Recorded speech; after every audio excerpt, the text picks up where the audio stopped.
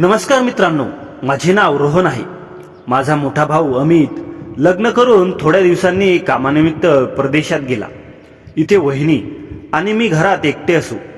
मग एका रात्री 11 वाजता वहिनी उत्तेजित झाली आणि तिने मला खोलीची लाईट बंद करायला सांगितले. माझे नाव रोहन आहे आणि माझ्या भावाचे नुकतेच लग्न झाले. माझ्या भावाने लग्न करून लवकरच बाहेरगावी जाण्याचा निर्णय घेतला. तेव्हा माझ्या वहिनीची इच्छा असूनही पूर्ण झाली नव्हती. निघताना तो मला म्हणाला, आता तू तुझ्या वहिनीची काळजी घे, कारण ती घरात एकटी असेल. मी माझ्या भावालाही सांगितले की काही हरकत नाही, पण काळजी करू नकोस, कारण मला माझ्या भावाच्या कमाईचा आनंद घ्यायचा होता. एके दिवशी माझ्या वहिनीने मला तिच्या खोलीत बोलवले. मी वहिनीला विचारले, काय झाले वहिनी? ती म्हणाली, लवकर माझ्या रूममध्ये ये. मी वहिनीच्या रूममध्ये गेलो. वहिनी म्हणू लागली, माझे डोके खूप दुखत आहे, प्लीज माझ्या डोक्याला मालिश कर. मी म्हणालो, वहिनी मी हे करू शकत नाही. पण वहिनी म्हणाली, तुला हे करावे लागेल. मग मी वहिनीच्या डोक्याला मालिश करू लागलो. वहिनी म्हणाली, आता माझ्या डोक्याला तेल लावून मसाज कर. मग वहिनीने तिची साडी हलवून सर्व दाखविले. मी हे पाहून थरथर कापलो. मग मी वहिनीच्या डोक्याला तेल लावलो आणि हळूहळू मालिश करू लागलो. माझे मन पूर्णपणे सुटले. मी 24 वर्षाचा होतो आणि अजूनही माझ्या घरात राहत होतो. माझ्या मोठ्या भावाचे काही महिन्यापूर्वी लग्न झाले आहे. खरं तर मला घरी एकटे वाटू नये याच्यासाठी लग्नाचा उद्देश होता.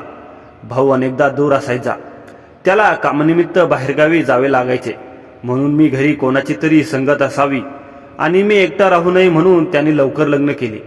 माझ्या वहिनीचे नाव स्वाती होते. ती खूप शांत आणि गंभीर स्वभावाची होती. माझा भाऊ तिला घरी घेऊन आला तेव्हा मी तिला पहिल्यांदा पाहिले. त्या दिवशी ती पूर्णपणे सजलेली होती, पण तिच्या डोळ्यात एक विचित्र शून्यता होती. तेव्हा मी याकडे जास्त लक्ष दिले नाही, पण हळूहळू मला जाणवले की स्वाती वहिनीच्या हृदयात काहीतरी आहे जे तिला खात आहे. पण ती जास्त बोलली नाही. ती बरेचदा उदास दिसत होती. अनेक वेळा मी तिला एकटी राहताना पाहिले. मला वाटले कदाचित तिला माझ्या भावाची आठवण आली असेल, म्हणून ती खूप दुःखी होती. रात्री तिच्या खोलीतून अनेकदा मंद रडण्याचा आवाज यायचा. वहिनी आल्यावर एवढी उदास का झाली हे समजत नव्हते. मी तिला हे कधीच थेट विचारले नाही, कारण मला वाटायचे की ती तिची वैयक्तिक बाब आहे आणि मला नवीन नवरीला असे विचारणे कठीण आहे की तिचा नवरा तिच्यासोबत स्वगृहात घालवेल आणि लग्नानंतर काही दिवसांनी निघून जाईल. मी पाहिले की ती स्वयंपाकघरात काम करत होती.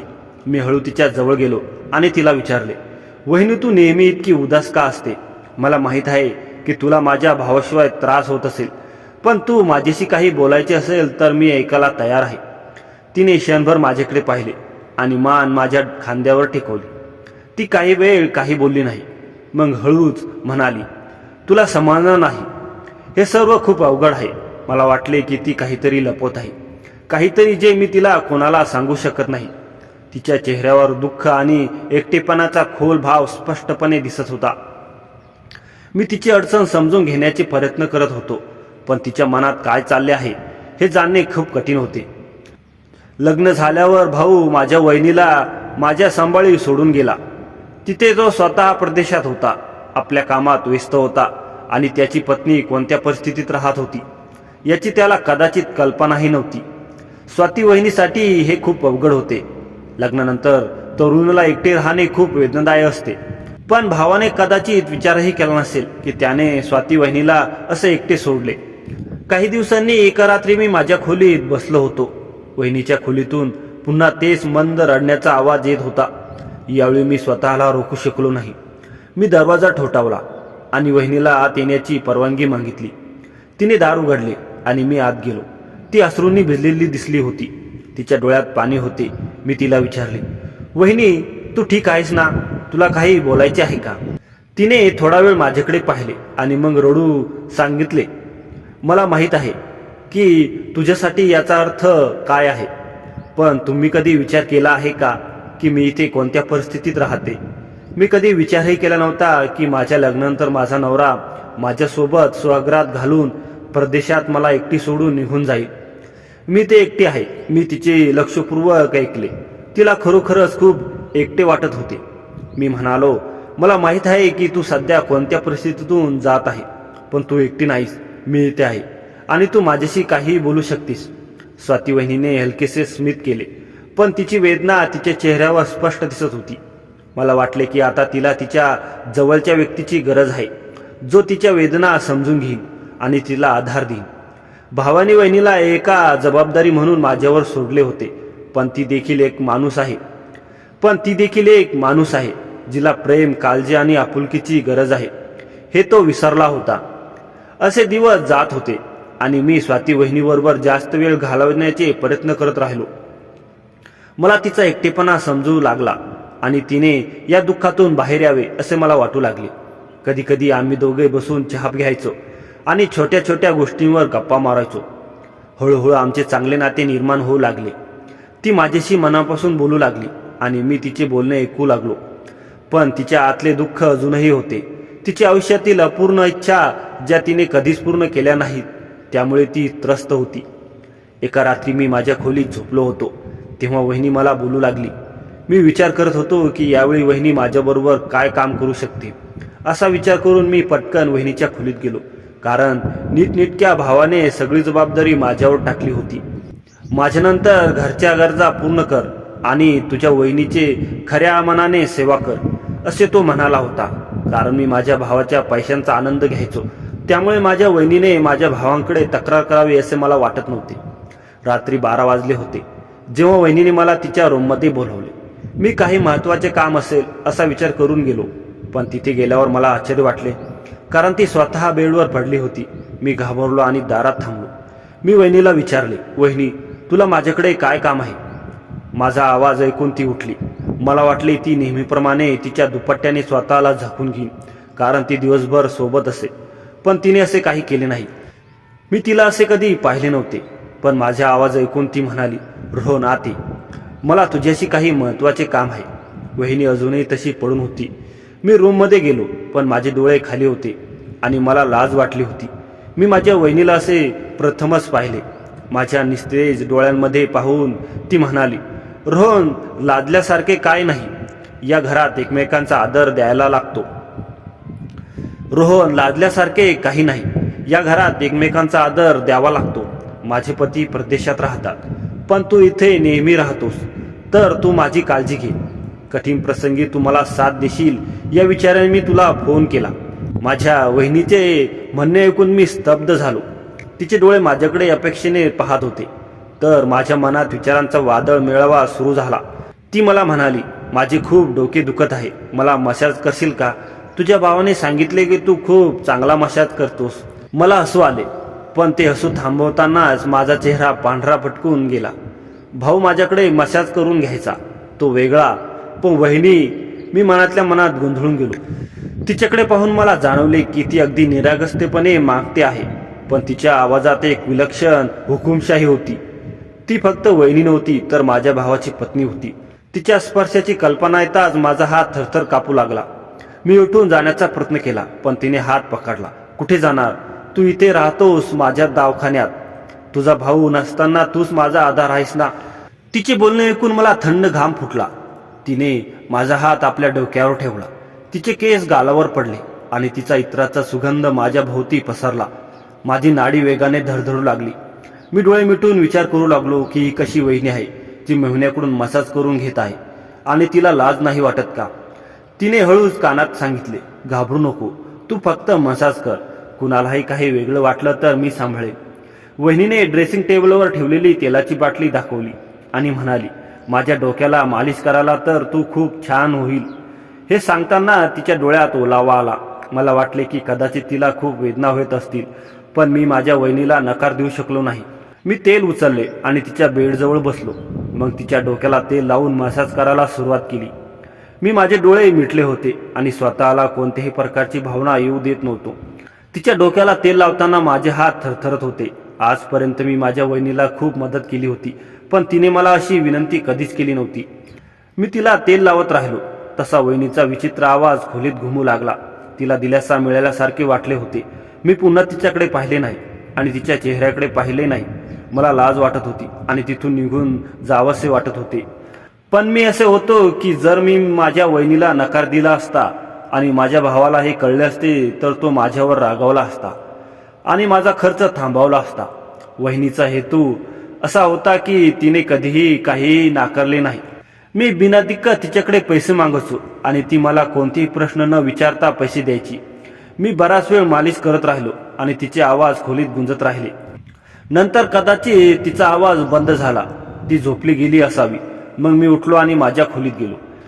मी पहिल्यांदाच एखाद्या महिलेचा अशा प्रकारे मसाज केले होते आणि त्यामुळे मला आग लागली होती. वहिनीचा गोरा चेहरा, मलाही नशा चढली होती.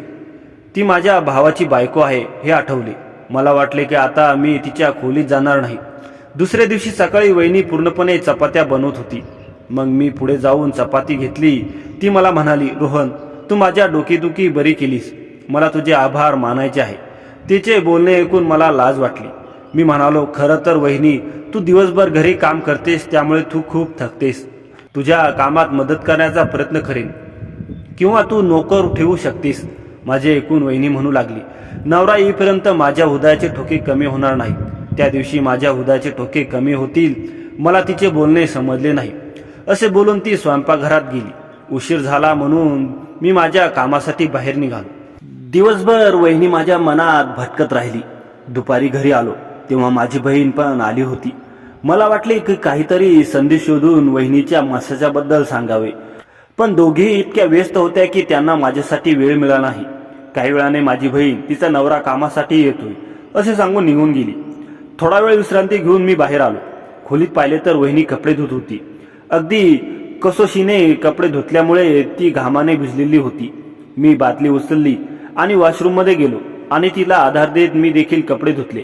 मग आम्ही परत आलो तेव्हा ती विचित्र पद्धतीने हालत होती. जणू तिला खूप वेदना होत होत्या. मी तिला सांगितले, तुला डॉक्टरांकडे घेऊन जाऊ का? मला वाटले की तिला डोके दुखत आहे. माझे म्हणणे ऐकून ती म्हणाली की ती लवकरच बरी होईल आणि तिच्या खोलीत गेली. गेल्या काही दिवसांपासून तिने सांगितले की सर्व काही माझ्या पलीकडे होते आणि ते समजून घेणे हे माझ्यासाठी एक समस्या बनली होती. कधी कधी असे वाटत होते की ती काहीतरी लपवण्याचा प्रयत्न करत आहे. दुपार संपली आणि संध्याकाळी वहिनीने मला हाक मारली, रोहन प्लीज इकडे ये. मला वाटले कदाचित पुन्हा काही काम असेल. काहीसे संकोचित मी तिच्याकडे गेलो. मला किचनमध्ये थोडे अस्वस्थ वाटू लागले. ती असे का बोलत होती हे मला समजले नाही. मी तिच्याकडे पाहिले पण तिने लगेच तिची नजर दुसरीकडे लावली. तिला माझ्याशी काहीतरी बोलायची होती. ती म्हणाली, रोहन, मला तुझ्याशी आणखी काही बोलायचे आहे. ती काही फार महत्वाची गोष्ट असल्यासारखी म्हणाली. खूप मोठी गोष्ट आहे. मग मी म्हणालो, कधी काही गरज पडली तर मोकळ्या मनाने सांगा. आता तू या घरातील सर्वात जवळची व्यक्ती आहेस. वहिनीचे शब्द माझ्या मनात घुमू लागले. तिचा चेहरा स्पष्ट दिसत होता. काही वेळ आमच्यात एक विचित्र शांतता पसरली होती. काय बोलावे आणि कशी प्रतिक्रिया द्यावे हे समजत नव्हती. मी फक्त होकार दिला आणि तिथून निघायचा प्रयत्न केला. पण वहिनीने अचानक माझा हात धरला. रोहन, त्या रात्री तू माझ्यासाठी जे केले ते कधीही विसरू शकत नाही. मला तुझी खूप गरज आहे. तू मला एकटे सोडू नकोस. तिच्या बोलण्याने मला पुन्हा गोंधळात टाकले. तिला काय हवे आहे असे प्रश्न माझ्या मनात येऊ लागला. मी हिंमत एकटावली आणि हूच म्हणालो, वहिनी, तुला काय म्हणायचे आहे? मी तुझी सर्व काळजी घेईन. काळजी करू नकोस. वहिनीने माझ्याकडे पाहिले. तिच्या डोळ्यात काहीतरी वेगळे होते. ती माझ्याजवळ आली आणि म्हणाली, तुझा भाऊ मला सोडून खूप दिवस झाले आणि एकटेपणाने मला सतावले. मला तुझी गरज आहे रोहन. तिचे बोलणे ऐकून मी आत थरथरलो. मला जाणवले की हे बोलणे त्या दिशेने चालले आहे जिथे मला जायचे नव्हते. माझी आंतरिक नैतिकता मला सावध करत होती की काहीतरी गडबड आहे. मी पटकन म्हणालो, वहिनी, तुम्ही आराम करा. मी काही काम संपवतो. मी कसं तरी तिथून निघालो आणि माझ्या खोलीत जाऊन बसलो. माझ्या हृदयाचे ठोके वाढत होते आणि माझ्या मनात असंख्य प्रश्न विचार चालू होते. मला माझ्या वहिनीबरोबर माझे नाते कोणत्याही चुकीच्या दिशेने जावेसे वाटत नव्हते, पण माझ्या वहिनीचे हावभाव मला अस्वस्थ करत होते. दुसऱ्या दिवशी सकाळी माझे हृदय धडधडत होती. मी चहा घेणार होतो. तिला बोलावले. मी वहिनीच्या खोलीत गेलो, पण ती तिच्या खोलीत बसली होती आणि कोणालाही तरी म्हणत होती की हे सर्व तुझ्यामुळे झाले. अहो, माझ्या आजच्या स्थितीत तू जबाबदार आहेस. वहिनीचे बोलणे ऐकून मी दाराजवळ थांबलो. ती कोणाशी बोलत होती हे मला कळत नव्हते, पण वहिनीच्या बोलण्यावरून हे नक्की समजले की तिच्या डोकेदुखीच्या मागे कारण ती दुसऱ्याशी अयोग्य बोलत होती. हे सगळं ऐकून काय करावे समजत नव्हते. विचार न करता मी भावाला फोन केला. मी त्याला म्हणालो, तू परत का येत नाहीस? त्याने विचारले, काय झाले, सगळे ठीक आहे ना? मी त्याला सांगितले की त्याची बायको कशी वागते आणि फक्त म्हटले की तिला तुझी आठवण येते म्हणून लवकर ये. काही वेळ बोलून त्याने फोन कट केला. मग मी काय करू याचा विचार करू लागलो. मग त्या रात्री वहिनीने मला तिच्या रूममध्ये बोलवले. मी तिच्या रूममध्ये गेलो आणि ती झोपून डोके मसाज करायला सांगत होती. मी गुपचूप तेलाची बाटली उचलली आणि तिच्या डोक्याला मसाज करू लागलो. नंतर थोड्या दिवसांनी मला असे वाटले की कॉलेजला गेल्यावर घरात कोणीतरी येत असेल. दुसऱ्या दिवशी हे बघण्यासाठी मी कॉलेजमधून लवकर भरीत आलो, पण तर घर पूर्णपणे रिकामे होते. हे पाहून मला आश्चर्य वाटले. मी घरापासून थोडे अंतरावर उभा होतो. काही वेळाने वहिनी घरी आली. ती घामाने भिजलेली होती. तिने घराचा दरवाजा उघडला आणि आत गेली. मी लगेच घरी गेलो आणि माझ्या वहिनीला विचारू लागलो की तिने दिवसभर काय केले. वहिनी मला घराच्या कामाबद्दल सांगू लागली, पण ती का बाहेर गेली होती हे तिने सांगितले नाही. आता मला खात्री होती की ती काहीतरी चुकीचे करत आहे.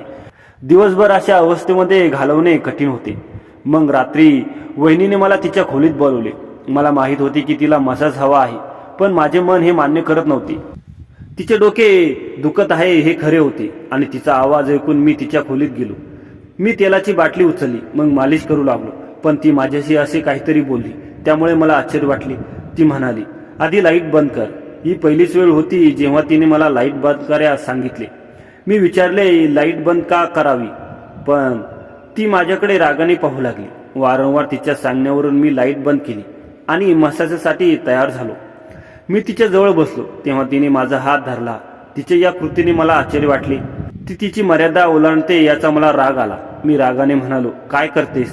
ती म्हणाली, रोहन, मला तुझ्याशी खूप महत्त्वाचे बोलायचे आहे, पण प्रकाशात तुझ्याशी बोलायची हिंमत होत नव्हती, म्हणून मी तुला लाईट बंद करायला सांगितले आहे.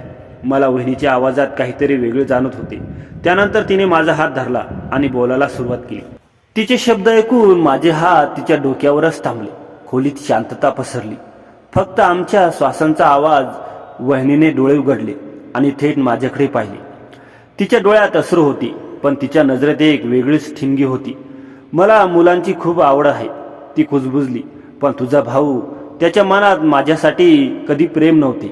मी एकटीच राहते, शरीराने एकत्र पण मनाने अभोत.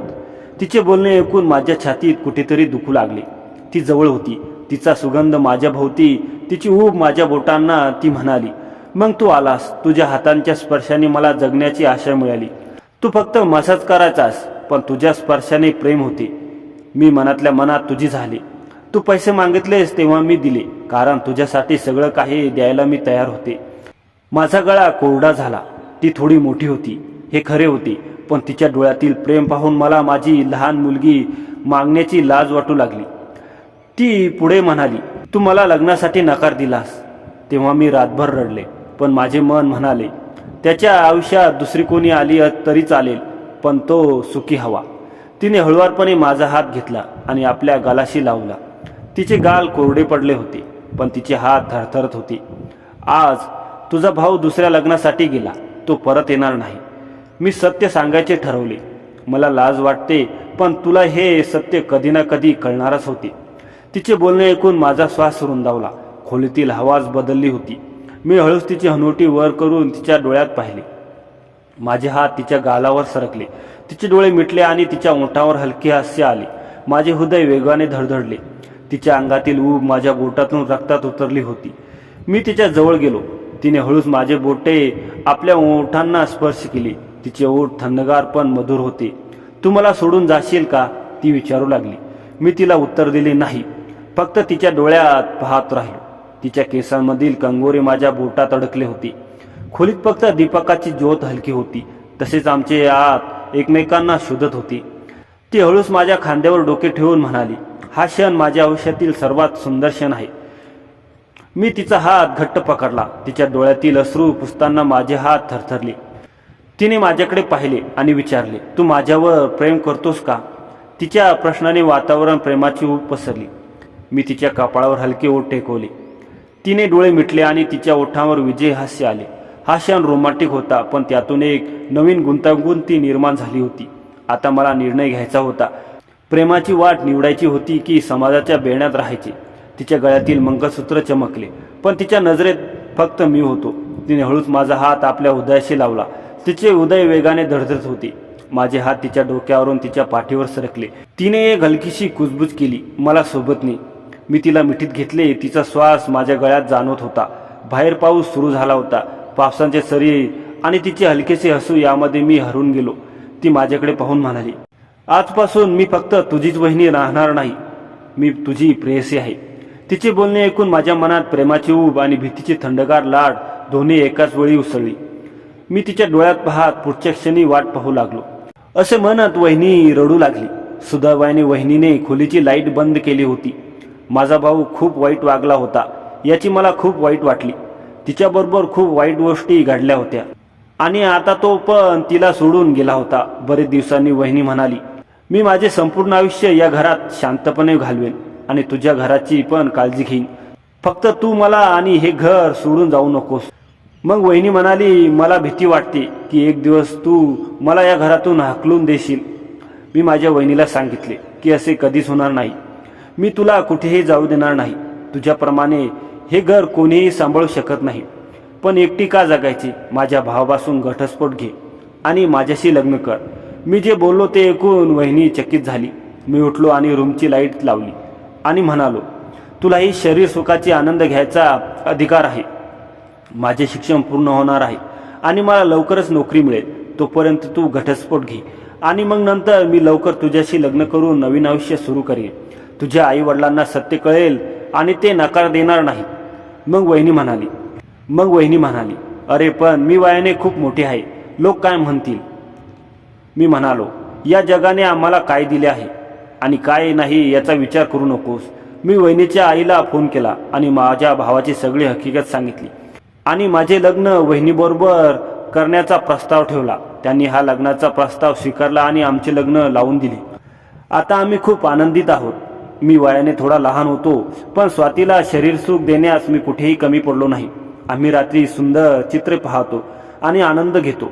तिला नेहमी नवऱ्याचे प्रेम देण्याचे वचन दिले होते. प्रेम, विश्वास आणि एकमेकांच्या पाठीशी उभे राहायचे महत्त्व काय आहे हे समजून आम्ही एकमेकांचे आयुष्य जगत आहोत. तर मित्रांनो, मी जो निर्णय घेतला तो चूक की बरोबर कमेंट करून नक्की सांगा. आजची ही कथा इथे संपते. व्हिडिओ आवडल्यास लाईक करा, शेअर करा आणि चॅनलला सबस्क्राईब करा. तोपर्यंत भेटूया पुढच्या व्हिडिओमध्ये. धन्यवाद.